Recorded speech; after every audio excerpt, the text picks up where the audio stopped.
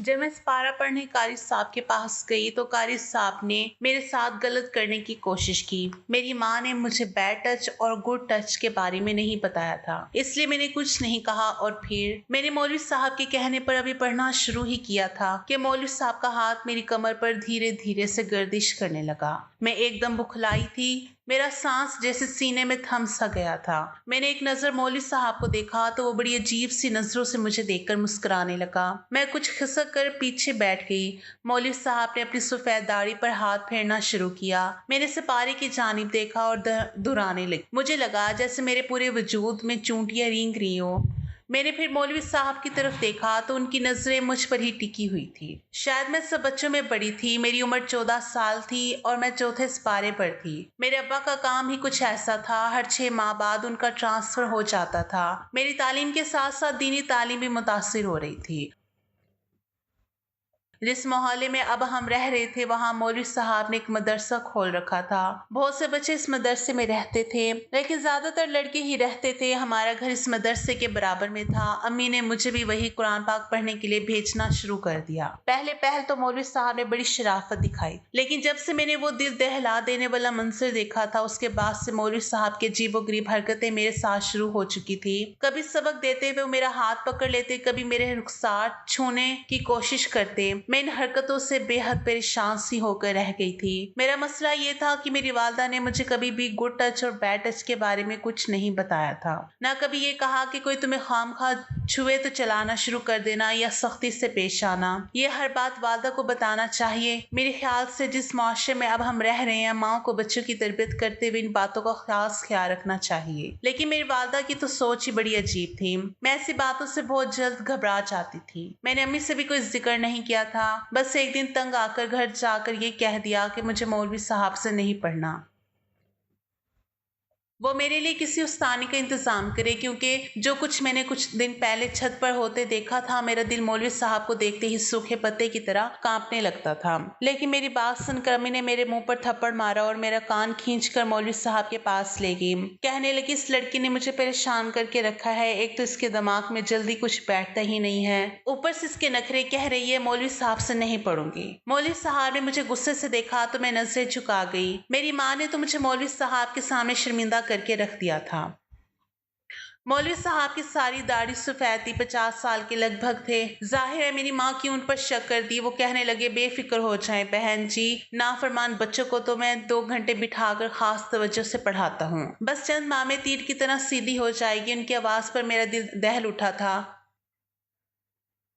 फिर अम्मी से कहने लगे, देखिए बहन जी, मैं जरा सख्त मिजाज किस्म का उस्ताद हूँ और बिना डंडे खाए किसी को पढ़ाना नहीं आता। लेकिन क्या है कि यहाँ बच्चों के जिस्म पर थप्पड़ का निशान माँ बाप को दिख जाए तो वालिदैन हम मौलवियों की क्लास लेने आ जाते हैं कि बच्चों को हाथ भी कैसे लगाया। मेरी वालदा ने तो ये सुनकर मौलवी साहब को खुली छुट्टी दे दी थी। कहने लगी, मेरी तरफ से जो मर्जी करें, इसके साथ मैं कभी शिकायत लेकर नहीं आऊंगी। बस मेरी बच्ची 6 माह में कलाम पाक पढ़ ले। वो कहने लगे कि बेफिक्र हो जाएं, आपने कह दिया, बस अब आपकी बच्ची मेरी खास नजर में रहेगी। इसे मैं अपने पास बिठाकर पढ़ाऊंगा। इस बात पर मेरी वादा बड़ी खुशी खुशी मुझे वहां छोड़कर चली आई। मैं डरी सहमी सामने बैठी थी। मौलवी साहब ने सख्त लहजे में मुझसे कहा, इधर आओ, मेरे पास आकर बैठो। तुम्हें तो मैं पूछता हूँ, घर जाकर मेरी शिकायतें लगाती हो। ये सुनकर तो मेरी जान निकली थी। मैंने नफी में सर हिलाया। मैंने कहा, मैं यहीं बैठकर पढ़ूंगी। मेरी बात पर उन्होंने ऐसे मुझे दहाड़ा कि मैं काम कर रह गई। डर के मारे उनके पास बैठ गई। जैसे ही मैं उनके पास बैठी, वो मेरे करीब आकर कान के करीब सरगोशी से बोले, आइंदा अगर मेरी कोई बात घर जाकर बताई तो तुम शायद जानती नहीं हो मैं क्या कर सकता हूँ। तुम्हारे साथ तुम्हारी माँ मुझे कुछ भी कर नहीं कहेगी, उल्टा तुम्हें ही मारेगी। देख लिया तुमने, आज तुम्हारी माँ ने तुम्हारी नहीं सुनी और मेरी बात मान ली। मौलवी साहब की बात सच्ची थी। फिर मैं थी भी कम उम्र, इसलिए ये बात अपने पल्लू से बांध ली कि अम्मी से कुछ नहीं कहना, वरना मौलवी साहब ना जाने मेरे साथ क्या बुरा सलूक करेंगे। बदले में मेरी माँ भी मुझे थप्पड़ ही मारेगी। उस दिन के बाद से तो मौलवी साहब की गुस्ताखी और उनकी बढ़ती हुई बेबाकियों से हद दर्जा खौफजदा सी हो चुकी थी। जब तक मैं मौलवी साहब के पास बैठी रहती, उनकी बेहुदा जुमलेबाजियां मुझे शर्म से पसीने से शराबोर कर देती थी। उनकी बढ़ती जसारतें मुझे हवास बाख्ता करती थी। वो मुझे मायने खेज मुस्कुराहट से यूं देखते जैसे मेरे मेरी बेबसी का मजाक उड़ा रहे हों। मैं घर आती और आती ही कमरे में जाकर फूट फूट कर रोने लगती। अम्मी से कुछ ना कहती क्योंकि मैं जानती थी कि इन्हें कहने का कोई फायदा नहीं है। मुझे याद आने लगा कि चंद दिन पहले मैंने छत पर क्या होते देखा था। उस रात जो हुआ था वो मेरे होश उड़ाने के लिए काफी था। गर्मियों की रातें हम लोग छत पर सोकर गुजारते थे। छत पर लाइन से सबकी चारपाइयां बिछी हुई थी और पंखा लगाकर हम सो जाते थे। मैं बहन भाइयों में सबसे बड़ी थी। बाकी मेरे भाई मुझसे काफी छोटे थे।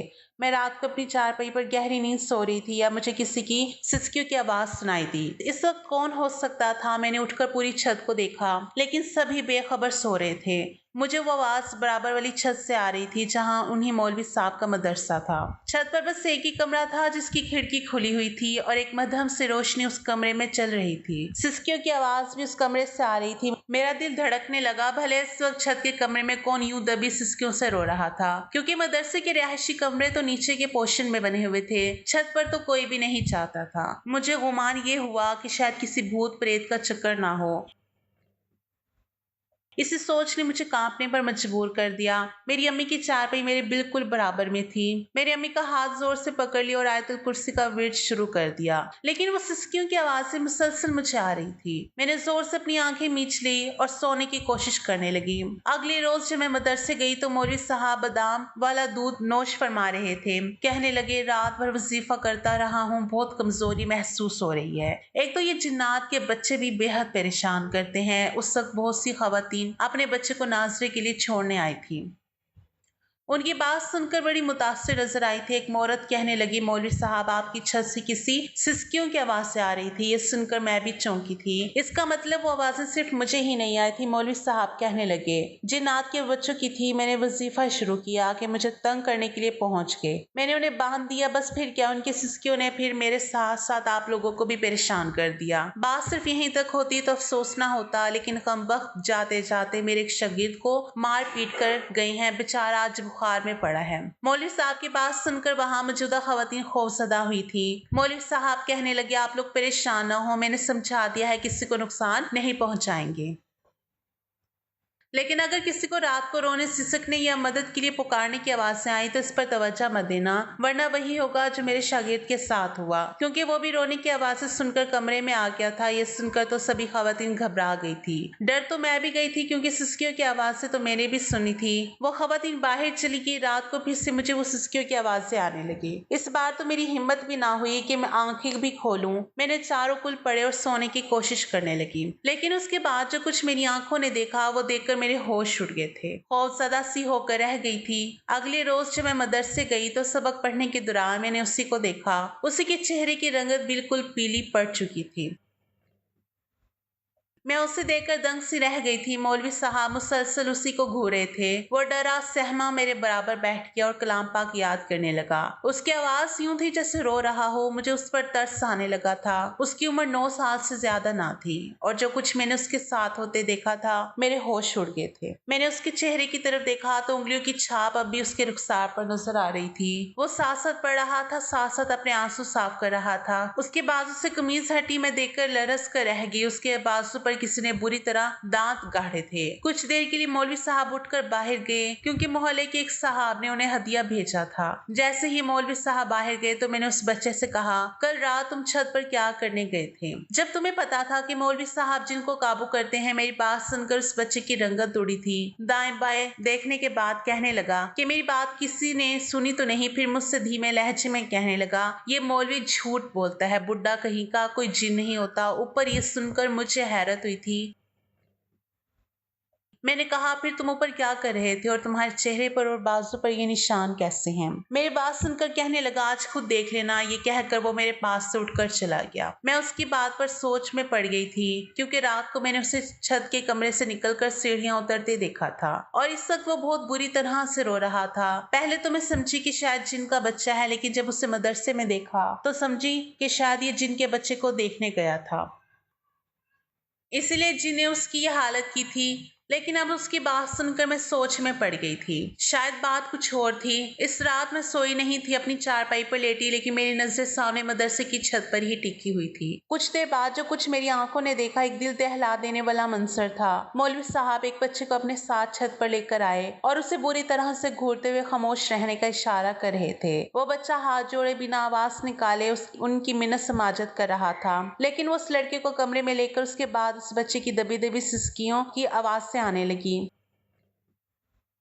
मुझे समझ नहीं आ रहा था कि मौलवी साहब इस बच्चे के साथ ऐसा क्या कर रहे हैं कि वो रो रहा है, सिसक रहा है। 2 घंटे ऐसे ही आवाज आती रही। उसके बाद जब दरवाजा खुला तो वो बच्चा बुरी तरह से रो रहा था और ठीक से चल भी नहीं पा रहा था और मौलवी साहब अपनी दाढ़ी पर हाथ फेर रहे थे। चेहरे से बड़े हशाश बशाश लग रहे थे। मैं सोच में पड़ गई थी कि वो क्यों रात को बच्चों को कमरे में ले जाते हैं और लोगों से ये क्यों कहते हैं कि जिनके बच्चे रोते हैं और वजीफा करते हैं। बहरहाल मुझे ये देखकर दुख भी हुआ और मौलवी साहब के झूठ बोलने की वजह भी समझ नहीं आ रही थी। तीसरी रात मैं सोच चुकी थी कि आज मैं इनकी छत पर जाकर देखूंगी कि आखिर इनकी छत पर होता क्या है और वो क्यों बच्चे को मारते हैं। जैसे ही रात गहरी हुई मौलवी साहब फिर से एक बच्चे को छत पर ले आए और कमरे में लेके मैं अपनी चारपाई से उठी और धीरे कदम उठाती हुई मौलवी साहब की छत की दीवार के पास जाकर खड़ी हो गई। वो दीवार ज्यादा ऊंची ना थी, मैं बासानी उनकी छत पर जा सकती थी। मैं धीरे से दीवार की मंडेर पर बैठी और दूसरी जानिब उतर गई। अब मुझे उस बच्चे की सिसकियों की आवाज सुनाई देने लगी थी। मैं धीरे से चलती हुई कमरे की खिड़की के पास जाकर खड़ी हो गई। अभी भी मध्यम सी रोशनी कमरे को रोशन किए हुए थी। जो मंजर मेरे अंदर होते देखा मेरी रूह लरस गई थी। मैंने फौरन से अपने मुंह पर हाथ रखकर अपनी बेख्तियार उठने वाली चीख दबाई। मेरी आंखें फटी की फटी रह गई थी। ऐसा रूह को फना कर देने वाला मंजर मैंने 14 साल की उम्र में पहली बार देखा था कि मैं कांप कर रह गई थी। बेख्तियार मैंने अपने कदम पीछे को लिए, लेकिन एकदम से मैं एक पत्थर से टकरा कर गिर गई थी।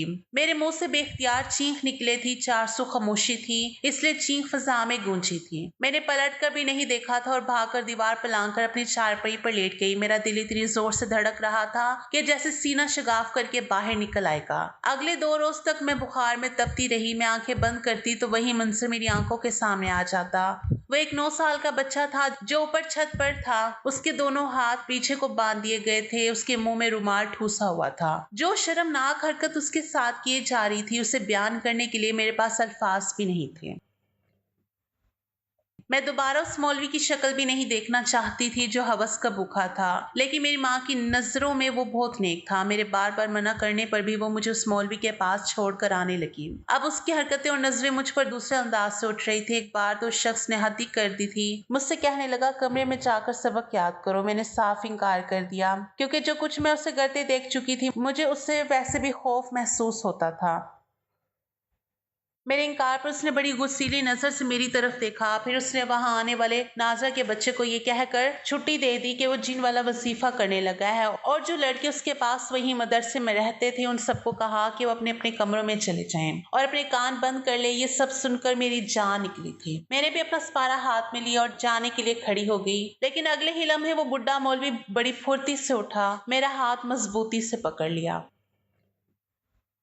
उस वक्त उसकी आंखें गुस्से और ना जाने किस जज्बे के तहत सुर्ख थी। कहने लगा मेरी टोप लगाने का तुझे बड़ा शौक है, खिड़की से छुप कर देखती है कि मैं क्या कर रहा हूँ। यही सुनकर तो मेरी जान निकल गई थी। तो क्या वो मौलवी मुझे देख चुका था? मैंने कहा मेरा हाथ छोड़ो, अपने घर जाना है। उस वक्त सब बच्चे जा चुके थे। वहां पर रहने वाले लड़के भी डरे सहमे ऊपर चले गए। उस बुढ़े मौलवी ने मेरे मुंह पर हाथ रखा और मेरी आवाज को दबाने की कोशिश करने लगा। फिर मुझे नीचे कमरे में ले गया जहाँ एक चारपाई रखी थी। उसने मुझे चारपाई पर जोर से फेंका और दरवाजा बंद कर दिया। मैं जल्दी से उठकर खड़ी हो गई। वो बुढ़ा कहने को तो 50 साल का था, लेकिन उसमें ताकत बहुत ज्यादा थी, या शायद मैं उम्र में कम थी। चाह कर भी मैं अपना बचाव उससे नहीं कर सकती थी। मेरे सर से उसने बड़ी बेदर्दी से दुपट्टा उतार कर फेंका था। मैं चलाने लगी तो मेरे मुंह पर बड़ी जोर से थप्पड़ मारने लगा।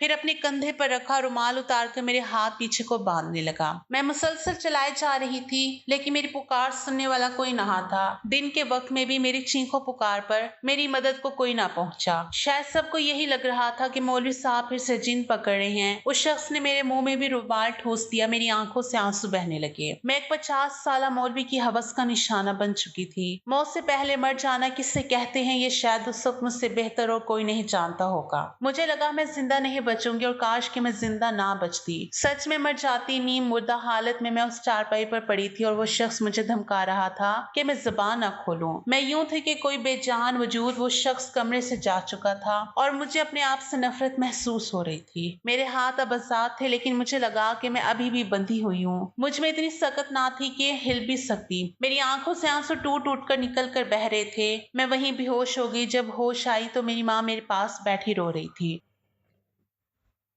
और वो खबीस बुड्ढा भी वहीं खड़ा था। कहने लगा, आप अपनी बेटी का ख्याल रखो। बहन रात को छतें पलांग कर जिनों को मार खाते देखेगी तो ये तो होगा। मैंने तो बहुत चाहा कि वो इससे नुकसान ना पहुंचाए, लेकिन मुझे भी उन्होंने धक्का देकर बेहोश कर दिया। या मुझे होश आया तो जिन इसके साथ ये सब कुछ करके जा चुके थे। मेरा जी चाहा मैं उस खबीस शख्स का मुंह नोच लूं। मेरी माँ मुझे सहारा देकर घर ले गई। मेरे अब्बा का ट्रांसफर हो गया। हम दूसरे शहर चले गए। मैं बिल्कुल गुमसुम सी हो चुकी थी। मेरी माँ मुझसे कहती थी तो मैं जवाब नहीं देती थी, मगर एक माह बाद मेरी तबीयत बिगड़ने लगी। मेरी माँ जब मुझे डॉक्टर के पास लेकर गई तो पता चला कि मैं हामला हूँ। मेरी माँ तो वहां दहाड़े मार मार कर रोने लगी। कहने लगी, ये सब कैसे हो गया। मैंने नफरत से अपनी माँ की तरफ देखा। मैंने कहा, आपको मुझ पर इतबार नहीं था। अम्मी उस मौलवी पर था। आप उसकी बात को सच्चा और मेरी बात को झूठा समझती थी। उस दिन मुझे जिन ने नहीं, उस बुड्ढे ने अपनी हवस का निशाना बनाया था। लेकिन आपको कुछ भी नजर नहीं आया। माँ तो अपनी बेटी की आंखों से पढ़ लेती है, जान जाती है कि बेटी को क्या चीज परेशान करी है। आपने तो उस मौलवी की बात को सच समझा। मेरी माँ की आंखें उस वक्त खुली जब मैं मुकम्मल बर्बाद हो चुकी थी।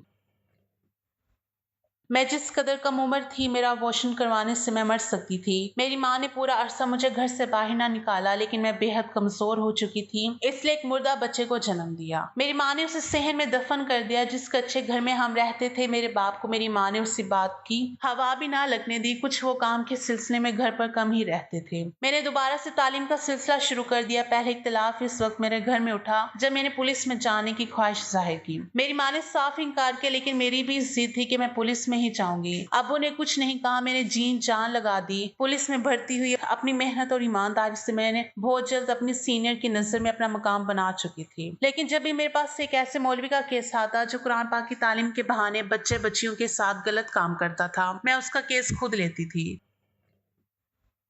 उसे मारते वक्त मेरे सामने उस बूढ़े का चेहरा आ जाता था। फिर तो मेरा डंडा एक लम्हे के लिए भी नहीं रुकता था। एक बार एक लड़की के साथ एक मौलवी ने ज्यादती की, जिसकी वजह से वो हमला हो चुकी थी। मैंने उस मौलवी को धुन के रख दिया। उसकी माँ बहुत रो रही थी। मैं उसे तसल्ली देने लगी कि जब उस लड़के का दादा रोता हुआ वहां पहुंचा,